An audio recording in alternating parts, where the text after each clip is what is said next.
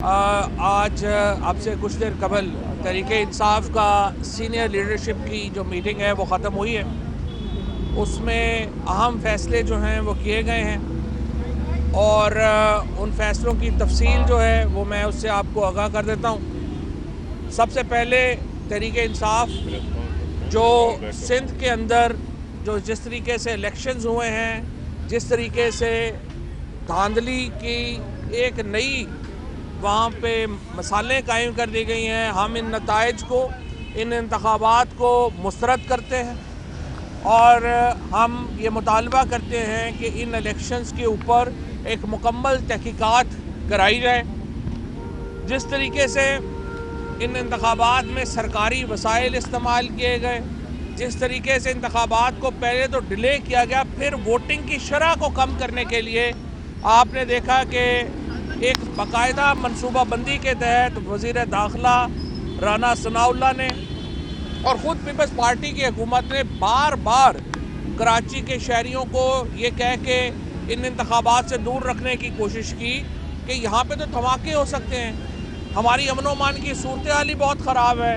अब अगर जो हुकूमतें हैं अगर वही अपने शहरियों को डराने पे आ जाएं और ये बताने पे आ जाएं कि आपने घरों से नहीं निकलना, तो जाहिर है कि वोटिंग की शरह मुतासर होनी थी और वोटिंग की शरह उससे मुतासर हुई।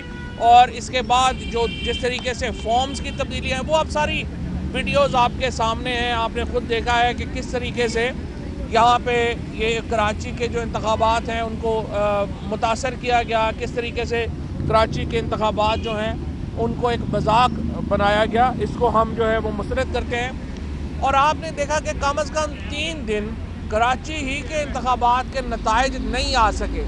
वो नताइज इसलिए नहीं आ सके और आज पाकिस्तान के लोगों को ये बात अच्छी तरह समझ आ गई हो गई कि क्यों इलेक्शन कमीशन EVM की मुखालफत कर रहा था, क्यों एक पूरी लॉबी जो थी उस वक़्त की एस्टेब्लिशमेंट और उस वक़्त जो नून लीग और पीपल्स पार्टी क्यों ये कह रहे थे कि आप इलेक्ट्रॉनिक वोटिंग मशीन्स ना लेके आएँ।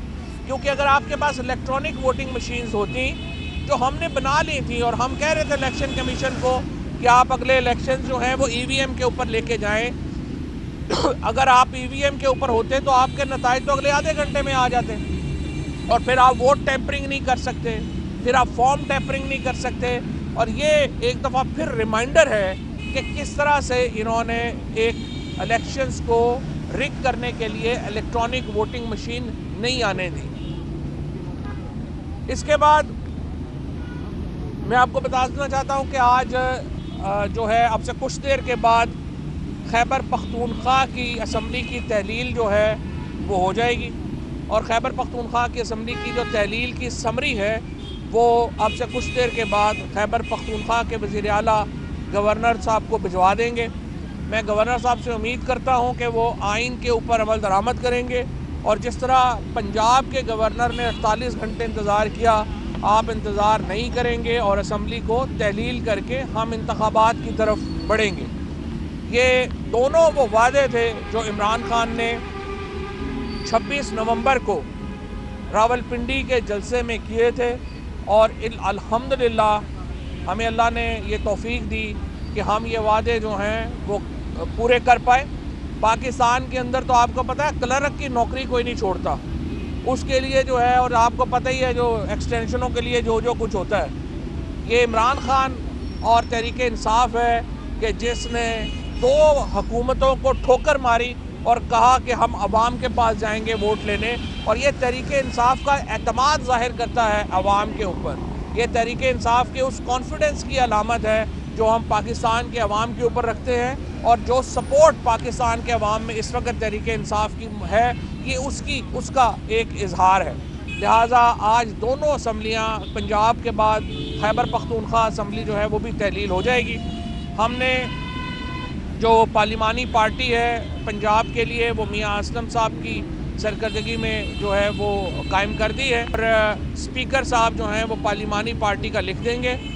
जो अभी मुझे पता चला है कि नाम जो आए हैं हुकूमत की तरफ से, मुझे नहीं लगता कि वो कोई संजीदा नाम है, वो तो ज़ाहिर है एक मजाक ही है अगर उन्होंने यही नाम दिए हैं जो ज़ाहिर अभी हमें नहीं कम्युनिकेट हुए। हमने जो नाम दिए थे वो संजीदा नाम है और हम समझते हैं कि आप उन नामों के ऊपर इत्तफाक़ राय होना चाहिए। आज मैं पहले इंटरव्यू सुन रहा था मलिक अहमद साहब का, उन्होंने भी कहा कि जो पीटीआई के नाम हैं वो संजीदा नाम है और उनमें फ्लेक्सिबिलिटी हो सकती है। मेरी नज़र में मैं अब भी दरख्वास्त करूँगा नासिर खोसा साहब से कि वो अपना फ़ैसला तब्दील करें और इसके ऊपर ये पाकिस्तान के लिए एक उनकी कंट्रीब्यूशन होगी। आई कैन इमेजिन कि मुश्किल काम है, इसमें कंट्रोवर्सी होती हैं, सियासी कंट्रोवर्सीज हैं। नासिर खोसा साहब, अहमद नवाज सुखेरा साहब, दोनों बड़े क्रेडिबल नाम हैं। अहमद नवाज सुखेरा साहब ने हमारे साथ भी काम किया है और वो मौजूदा हुकूमत के कैबिनेट सेक्रेटरी हैं। सो आप इमेजिन कर सकते हैं कि वज़ीर आज़म का भी उन्हें पूरी तरह एतमाद हासिल है। और इसी तरह से नसीर साहब जो हमारा तीसरा नाम है, उनके ऊपर भी जो इस वक्त चौधरी शुजात साहब का और जो बाकी इस वक्त हुकूमत में लोग शामिल हैं, उनका करीबी उनसे एतमाद का ताल्लुक़ है, तो उनके ऊपर भी कोई मसला नहीं होना चाहिए। लेकिन जो दोनों ब्यूरोक्रेट्स हमने सेलेक्ट किए हैं, नासिर खोसा साहब और अहमद नवाज सुखेरा, पूरी ब्यूरोक्रेसी और पाकिस्तान के लोग जो हैं वो यकीनन उनकी इंटेग्रिटी के ऊपर, उनकी जो एक कद है पाकिस्तान की सिविल सर्विस के अंदर, उससे वाकिफ़ है। और मेरी ख्याल में वो उनमें से अगर किसी पे भी इत्तफाक हो जाए, ये बड़ा खुशाइंद होगा और हम इसके ऊपर जो है वो आगे बढ़े। इसके साथ साथ हमने आज जो इमरान खान साहब की JIT को जिस तरीके से कवर अप किया जा रहा है, उसके ऊपर सीनियर लीडरशिप ने बड़े अफसोस का इजहार किया है। हम ये देख रहे हैं कि मुसलसल, पहले आप देखें इमरान खान के ऊपर हमला हुआ, 1867 से ये कानून है कि जो कंप्लेनेंट है वो FIR करवाता है। 150 साल की तारीख में पहले इमरान खान और फिर आज़म सवाती के लिए ये कानून तब्दील कर दिया गया। कंप्लेनेंट को हक नहीं है कि वो FIR कराए, पुलिस खुद FIR कराने चली गई। उसके बाद JIT नहीं बनने दे रहे थे, बड़ी मुश्किल से JIT बनी। उसके बाद JIT के मेंबरान को ताकतवर हलकों की तरफ से पैगामात आए कि आपने ये करना है, ये नहीं करना। JIT वाले बेचारे जो हैं वो भाग गए। लोग JIT का मेंबर बनने को तैयार नहीं है। ये इस मुल्क में रूल ऑफ लॉ का हाल है, ये इस मुल्क में प्रेशर का हाल है। चाहे वो अरशद शरीफ का तहकीकाती कमीशन हो, उसका भी हाल आप देख ही रहे हैं जिस तरह का वो चल रहा है। और ये इमरान खान का जो जॉइंट इन्वेस्टिगेशन टीम है, इसमें भी आप देख लें। ये पाकिस्तान में, इसीलिए हमने पहले भी कहा था, हम फिर ये समझते हैं कि चीफ जस्टिस साहब, इमरान खान के ऊपर हमला कोई एक आम बात नहीं है। ये पाकिस्तान के साबिक वज़ीर आज़म के ऊपर, पाकिस्तान की सबसे बड़ी सियासी जमात और इंशाअल्लाह पाकिस्तान के अगले वज़ीर आज़म को एलिमिनेट करने की साजिश है। ये जिस तरीके से आपने ये इसको लाइटली लिया है, इसके नतीजे में पाकिस्तान को शदीद नुकसान होगा। पाकिस्तान की जो एक समझिए कि जो हमारी पॉलिटिकल एक हमारा जो माहौल है वही तबाह व बर्बाद हो जाएगा। ये इमरान खान जो पाकिस्तान के इंशाअल्लाह अगले वज़ीर आज़म हैं, जिस तरीके से उनको एलिमिनेट करने की कोशिश की गई है, उसके ऊपर हम मुतमईन नहीं हैं। और हम ये समझते हैं कि जो तफ्तीश हो रही है उसके ऊपर हम मुतमईन नहीं हैं और उसमें ज़रूरत है कि उसको चीफ जस्टिस साहब उसका नोटिस लें और इसके मुताबिक जो है वो आगे बढ़ा जाए। अच्छा, अब हमने जो मामला है असम्बलियों का, फेडरल गवर्नमेंट का, जैसे कि मैंने आपको बताया है कि 2 असम्बलियाँ तहलील हो चुकी हैं। अब हमारा तमाम तर फोकस ये है कि वफाकी हुकूमत जो है वो उसको घर भेजा जाए। हमारी ख्वाहिश ये है कि वफाकी हुकूमत हमारे साथ बैठे और हम जॉइंटली एक इलेक्टोरल फ्रेमवर्क तय करें। पाकिस्तान की जो मईशत का क्राइसिस है वो बहुत बड़ा है, लेकिन वो डील हो सकता है। नामुमकिन नहीं है पाकिस्तान की मईशत को फिक्स करना, लेकिन उसकी पहली शर्त यह है कि पाकिस्तान के अंदर एक पॉलिटिकल स्टेबिलिटी हो, एक सियासी इस्तेहकाम हो। अगर वो सियासी इस्तेहकाम नहीं होगा, पाकिस्तान को मुआशी स्टेबिलिटी नहीं मिल सकती। लिहाजा हम ये चाहते हैं कि वफाकी हुकूमत हमारे साथ बैठे और हम एक इलेक्शन का फ्रेमवर्क तय करें। लेकिन इस वक्त की जो सूरत हाल है वो ये है कि वफाकी हुकूमत के लोग बज़िद हैं कि वो इलेक्शन नहीं कराएंगे। दूसरी तरफ सूरत हाल ये है कि असम्बलियों के अंदर हमारे इस्तीफ़े मंजूर नहीं किए गए और अब भी तहरीक इंसाफ की जो पार्लिमानी पार्टी है, हाई कोर्ट का जो इस्लामाबाद हाई कोर्ट का फैसला है उसके नतीजे में इस वक्त सबसे बड़ी जो अपोजिशन की जमात है वो फिर पाकिस्तान तहरीक इंसाफ है।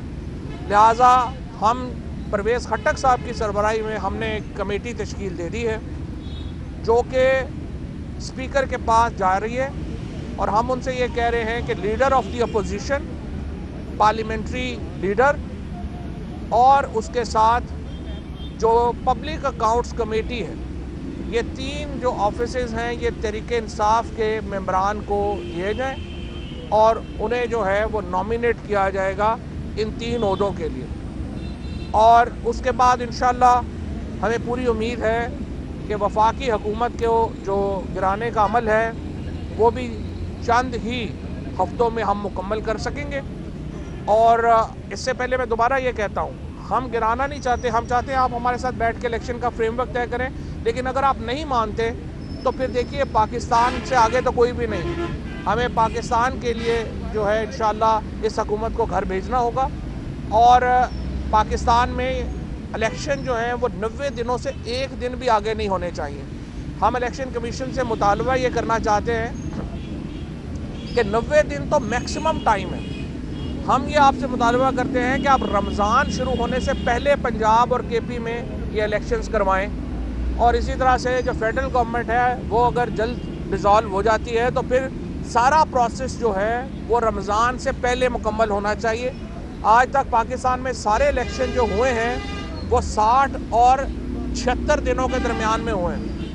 35 दिन मिनिमम रिक्वायरमेंट है आपकी इलेक्शन के कैंपेन की। लिहाजा बहुत अहम है कि आप ये इलेक्शन जो हैं ये फौरी तौर के ऊपर यहाँ कराएं और वो रमज़ान से पहले करवाएं ताकि लोग फिर इबादत में अपनी इस इत्मीनान के साथ जा सकें कि पाकिस्तान अब इंशाअल्लाह महफूज हाथों में है और अल्टीमेट फैसला पाकिस्तान के लोगों को करना है। एरियाज भी बता दें जिस पे वर्किंग शुरू कर दी है। तो मामला इलेक्शन कमीशन में जाएगा, वहाँ पे अगर उनके हक में फैसला हो गया तो आपके पास ऑप्शंस क्या हैं? देखिए ना, पहले तो ये मामला जाना है पार्लिमानी कमेटी के पास।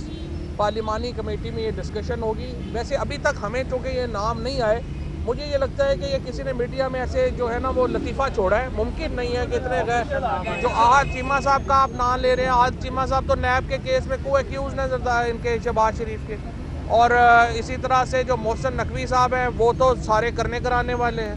तो ये लोग तो वैसे नॉन सीरियस होंगे और मेरा नहीं ख्याल कि इनके ऊपर कोई जो है वो कोई संजीदा बात भी हो सकती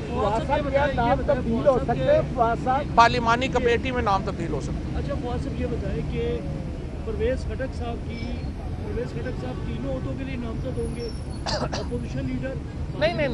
अच्छा क्लियर करते हैं। अच्छा नहीं, परवेज़ खट्टक साहब को हमने ये कहा है, दो सुन लेना, परवेज़ खट्टक साहब को हमने ये कहा है कि वो वो और आमिर डोगर जो हमारे चीफ विप हैं, इनको हमने ये कहा है कि आप स्पीकर साहब से मिलेंगे, आप उनसे ये कहेंगे कि ये तीनों ओहदे जो हैं वो हमें दिए जाएं। उसके बाद इमरान खान ज़ाहिर नॉमिनेट करेंगे तीनों ओहदों के लिए जो है वो होना है।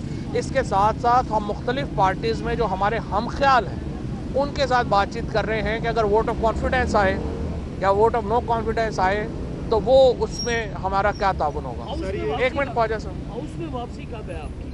इसी सेशन में जो चल रहा है? हाउस में वापसी का भी हमने फैसला नहीं किया, पहले ये तीनों ओहदे आ जाएं फिर उसके बाद। सर ये नासिर खुदा साहब ने बात कर दिया, अहमद सुमेरा साहब सर्विस में, और अब ये आ रहा है कि नसीर अहमद खान साहब के पास डुअल नेशनलिटी है तहरीक किसके पास?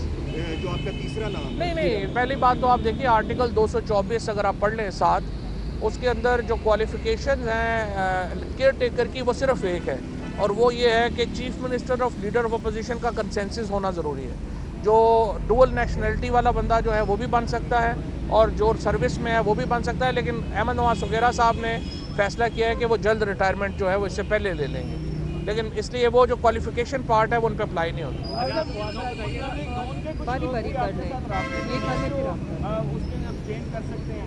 मुस्लिम लीग नून के इंशाल्लाह काफ़ी लोग जो है वो एब्सटेन करेंगे, हमें जितनी ज़रूरत है वो पूरे हो जाएंगे।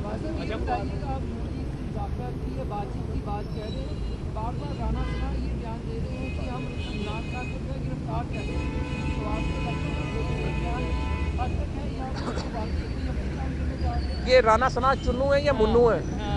ये जो भी है ना, ये पहले बयान दे रहे थे कि वो लाहौर से नहीं जाएंगे जब तक पंजाब की हुकूमत पता नहीं कर लेंगे।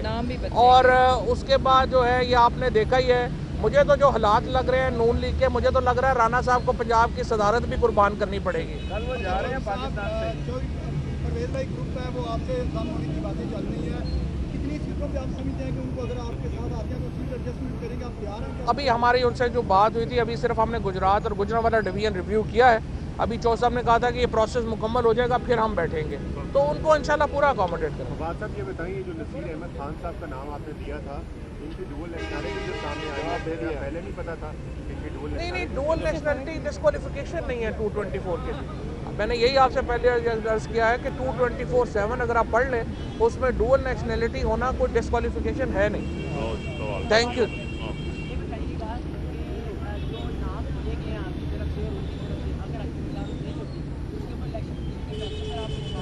Election commission